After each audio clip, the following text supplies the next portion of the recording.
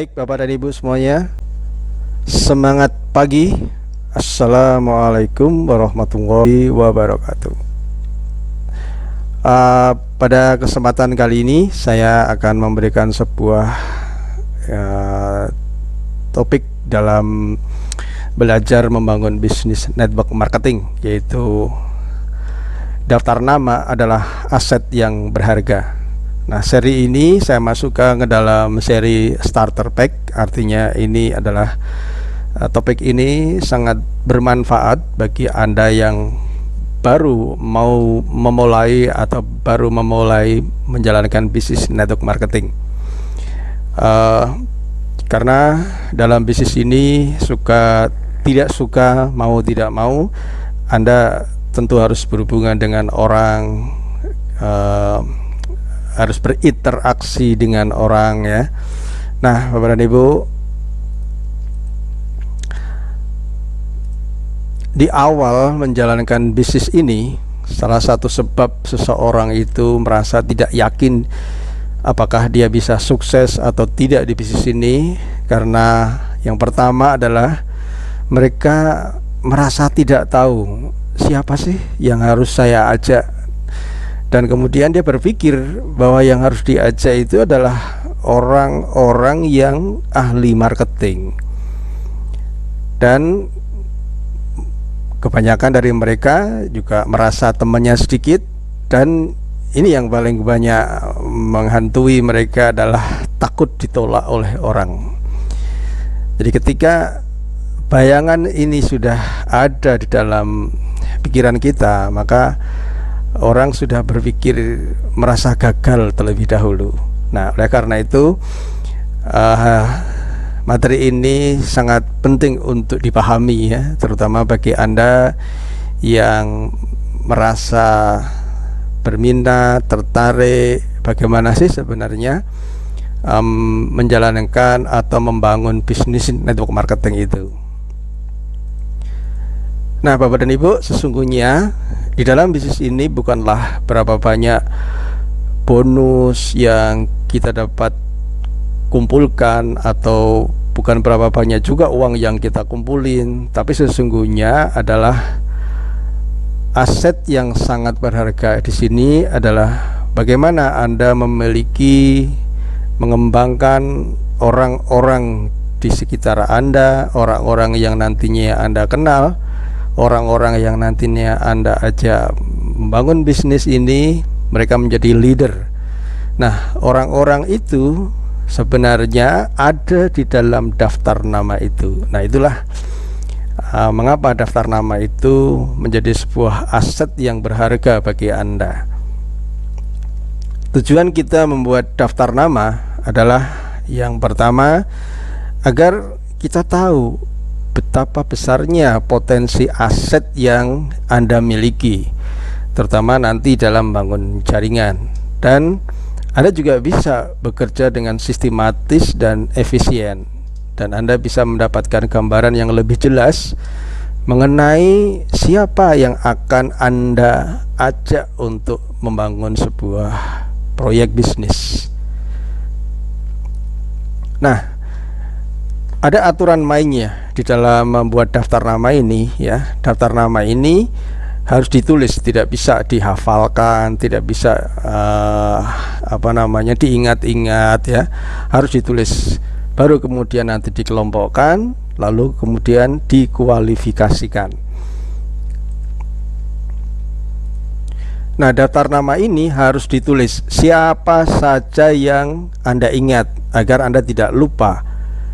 Nanti bisa Anda kelompokkan, lalu kemudian Anda bisa kualifikasikan. Nah, Bapak dan Ibu, sebagai gambaran, ya, potensi dari aset yang nanti akan Anda miliki.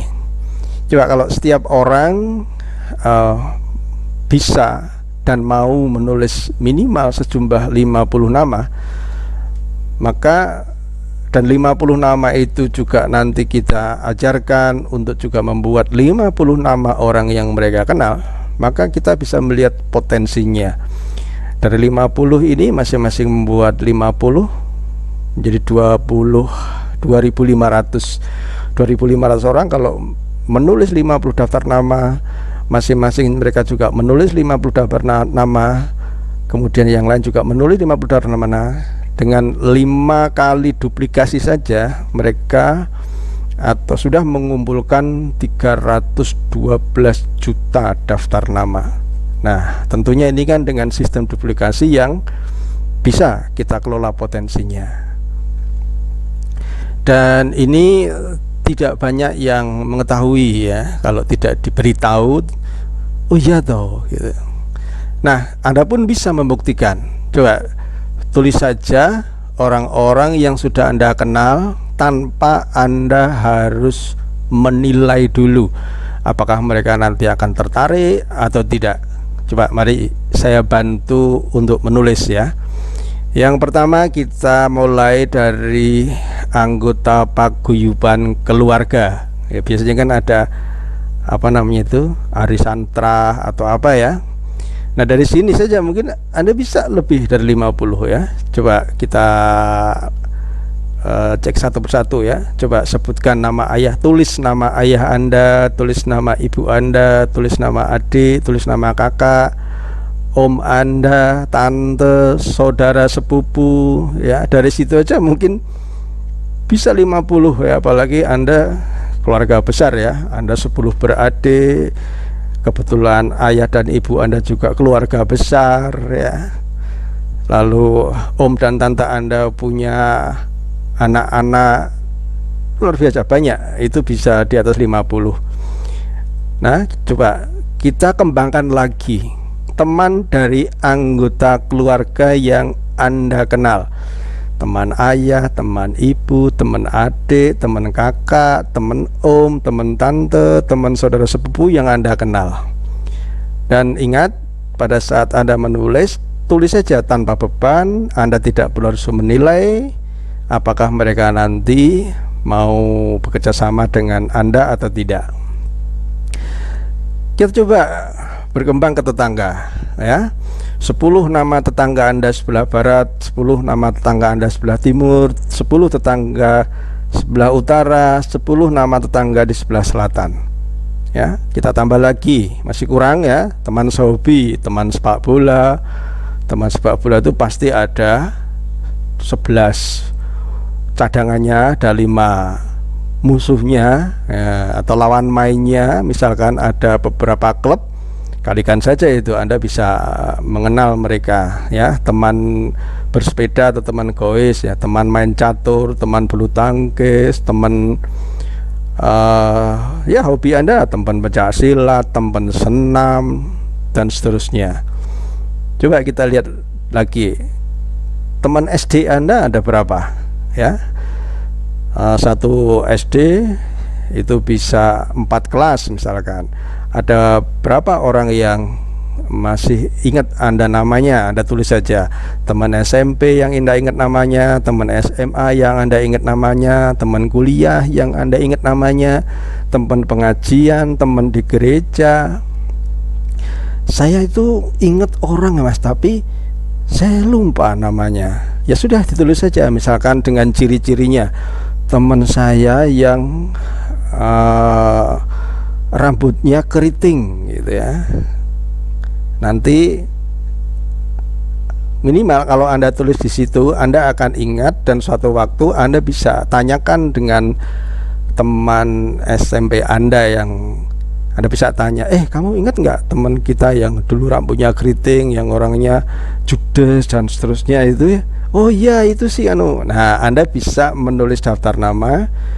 Kalau lupa Anda bisa bertanya, tapi minimal Anda tulis dulu ya. Ciri-cirinya Anda tulis dulu. Nah, ada berapa nih? Mungkin 100 lebih ya.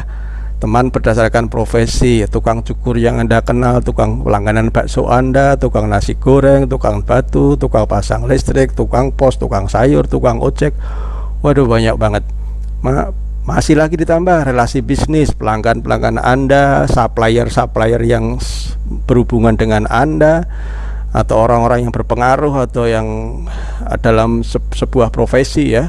Perangkat desa yang Anda kenal, ibu-ibu, bapak ibu RT yang Anda kenal, bapak ibu RW yang Anda kenal, bapak ibu dukuh, pengacara, notaris, dokter, dosen, konsultan, makelar yang Anda kenal, dan lain sebagainya. Nah, saya kira jika Anda serius Anda mau menulis, saya kira lebih dari 100 nama, bahkan 200, bahkan 300 nama dengan panduan yang tadi saya berikan. Nah, dari sana Anda bisa menemukan lebih dari 10 pelanggan nantinya, lebih dari 10 mitra bisnis nantinya.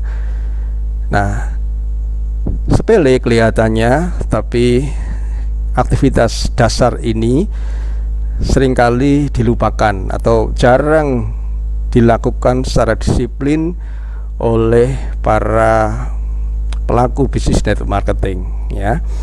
Mungkin bagi teman-teman ya, jangan sampai suatu saat Anda tiba-tiba kaget lewat di depan rumah tetangga Anda, tiba-tiba di situ muncul pelang stokis, ya, dan stokisnya rame. Coba Anda bayangkan gimana perasaan Anda. Anda karena mungkin mengabaikan orang-orang yang ada di sekitar Anda pikir mereka tidak tertarik dengan konsep bisnis Anda, tapi ternyata mereka ikut dengan orang lain, ya. Atau suatu saat Anda datang di arisan trah gitu ya, 1 tahun 2 tahun Anda ikuti, ternyata di tahun ketiga justru mereka yang memprospek Anda. Ada salah 1, salah 2, salah 3, salah 5 dari anggota trah itu cerita kepada Anda, bahkan memprospek Anda. Mbak, aku punya bisnis bagus loh mbak, begini-begini. Ternyata dia sudah ikut NASA. Anda tanya, "Duh, Mbak ikut NASA? Boleh ikut NASA kapan?" "Aku baru 1 tahun yang lalu," gitu. Padahal sebenarnya Anda 2 tahun yang lalu sering ketemu. Coba, hal yang sepele tetapi berdampak besar di dalam proses perjalanan bisnis Anda. Nah, mari kita coba. Nanti Anda bisa tulis nama orang-orang yang Anda kenal lengkap dengan nomor handphonenya. Ya, seperti ini yang Anda bisa paling enak ya bisa Anda tulis di HP Anda, karena setiap hari kan saya yakin ya Anda membawa HP.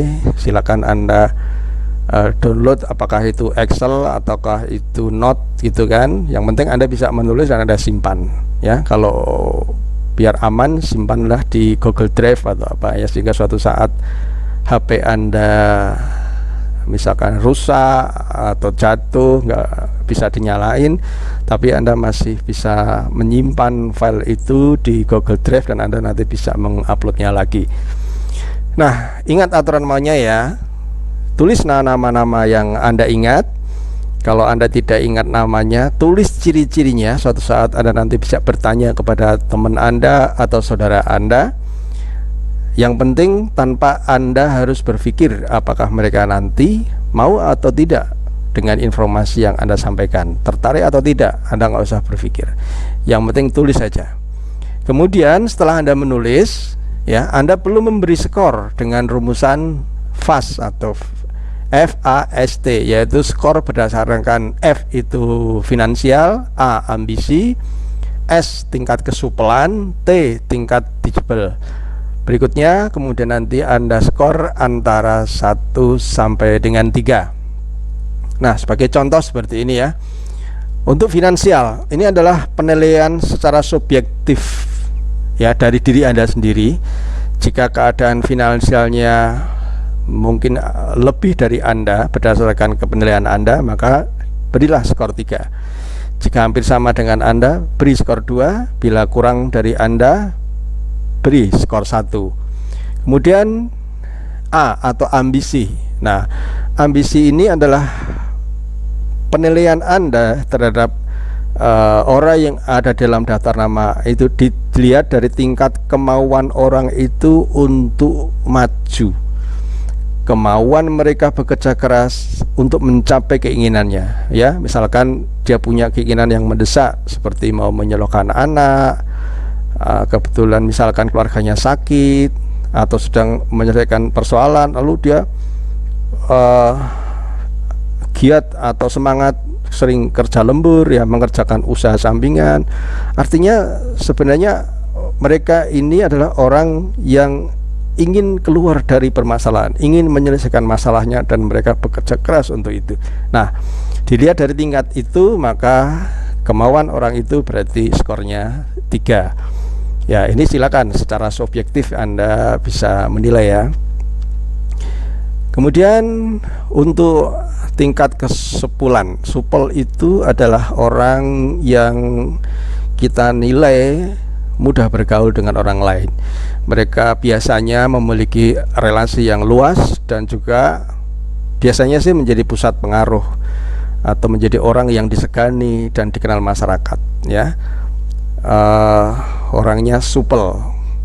Nah, kalau Anda merasa nama yang ada di dalam daftar nama Anda itu orangnya Anda nilai lebih supel dari Anda, ya kasih skor 3 ya. Demikian sebaliknya ya.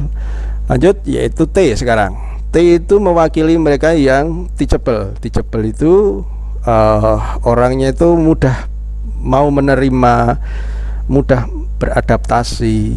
Dia sifatnya itu ketika dia mendengar informasi dia lebih terbuka, mau menerima, dan selalu positive thinking ya. Anda bisa merasakan siapa-siapa orang yang di sekeliling Anda yang seperti itu ya. Maka berilah skor sesuai dengan pendapat subjektivitas Anda.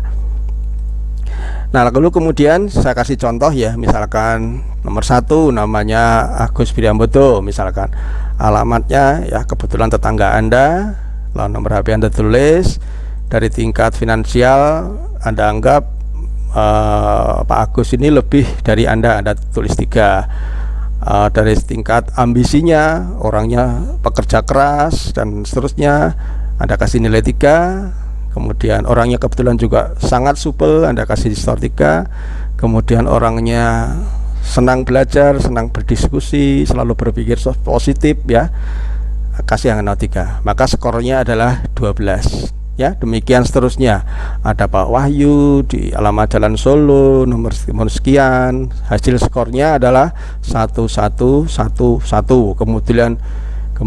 Kebetulan orangnya lebih dari finansial, kurang dari Anda lihat orangnya tidak terlalu berambisi, kurang supel, dan ngeyelan, negative thinking, ya sudah Anda kasih skor 4 berarti kan.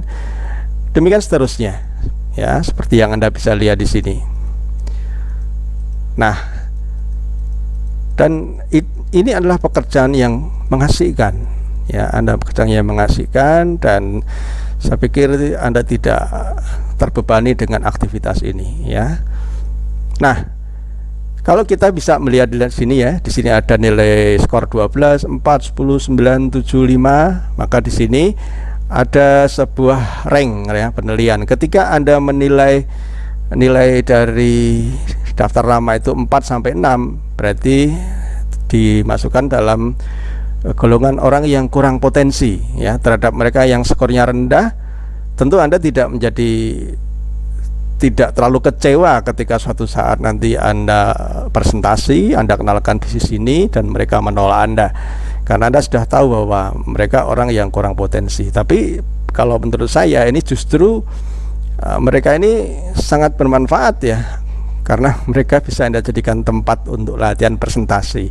Toh kalau mereka tidak mau, Anda tidak punya beban ya, karena memang Anda niatnya mau belajar daripada saya presentasi nggak ada yang ngomong, iseng-iseng ini ya, syukur-syukur dia mau, nggak juga nggak apa-apa gitu kan. Nah ini, jadi latihan presentasi tanpa Anda terbebani beban untuk berhasil mensponsori ya. Lakukan latihan presentasi kepada mereka, lama-kelamaan Anda akan terampil dalam melakukan presentasi. Kemudian skor yang 7 sampai 9 ini adalah skor yang sedang ya. Nah, ketika keterampilan presentasi Anda mulai terasah, silakan Anda bisa mencoba belajar presentasi dengan kelompok yang skor 7 sampai 9 ini ya, dengan cara nanti menghubungi mereka untuk janji ketemu, lalu kemudian Anda presentasi. Nah, untuk skor yang 10 sampai 12 ini tergolong adalah prospek yang potensial Nah, ketika Anda menemukan prospek yang potensial, ya ada baiknya di awal-awal, dan jika memungkinkan Anda bisa mengajak upline Anda sambil Anda belajar dengan cara mengamati cara upline Anda melakukan presentasi. Jadi nanti yang melakukan presentasi adalah upline Anda, dan Anda tinggal mengenalkan. Nanti caranya bagaimana membuat janji, mengundang, nanti ada. Nah, dalam memberi skor ini ada baiknya di awal-awal ya Anda silakan berkonsultasi dengan atau bersama dengan upline Anda, agar upline Anda bisa berdiskusi, memberi masukan tentang cara pemberian skor prospek Anda. Nanti Anda akan dituntun ya. Biasanya upline Anda akan bertanya kepada Anda, ini kalau orangnya ini gimana dari sisi finansialnya, menurut Anda bagaimana nih? Oh, dia punya fasilitas, Pak. Ada sepeda motor, mobil juga ada, kemudian kebetulan juga rumahnya juga cukup mudah dicari atau di pinggir jalan. Jadi dari sisi finansialnya lebih dari saya. Oh, kalau begitu kita kasih skor 4 ya, dan seterusnya. Minimal di situ upline Anda bisa memberi arahan kepada Anda. Ini terutama bagi Anda yang baru memulai menjalankan bisnis ini. Nah, dengan memberi skor pada daftar nama, tentu ini akan mempermudah memberi gambaran tentang potensi daftar nama Anda, dan Anda bisa menentukan skala prioritas siapa dulu yang akan Anda presentasi. Ya, cukup asik sebenarnya ya kegiatan ini. Kemudian, nah, penilaian berdasarkan skala prioritas ini tentu tidak selalu mencerminkan keadaan sebenarnya mengenai sang prospek ya, karena ini kan baru sebatas perkiraan Anda saja. Tapi ya nggak apa-apa, kondisi atau keadaan seorang ini bisa berubah seiring dengan perjalanan waktu ya. Barangkali mungkin hari ini Anda kasih skor 1-1-1 atau skornya hanya 4, tapi barangkali 1 tahun berikutnya skornya sudah berubah, atau mungkin Anda kurang tepat dalam memberi skor itu. Tidak apa-apa ya, itu tidak masalah, tapi minimal Anda sudah punya gambaran. Nah, intinya jangan pernah menganggap remeh, jangan pernah menganggap remeh orang, terutama yang skornya rendah. Bisa jadi mereka yang kelak bisa menjadi pemimpin di jaringan Anda di masa depan ya. Siapa tahu Anda kan kebetulan presentasinya juga tidak terbebani gitu kan, Anda enjoy melakukan presentasi, ternyata yang Anda anggap skornya rendah ternyata justru malah tertarik dan kemudian semangat.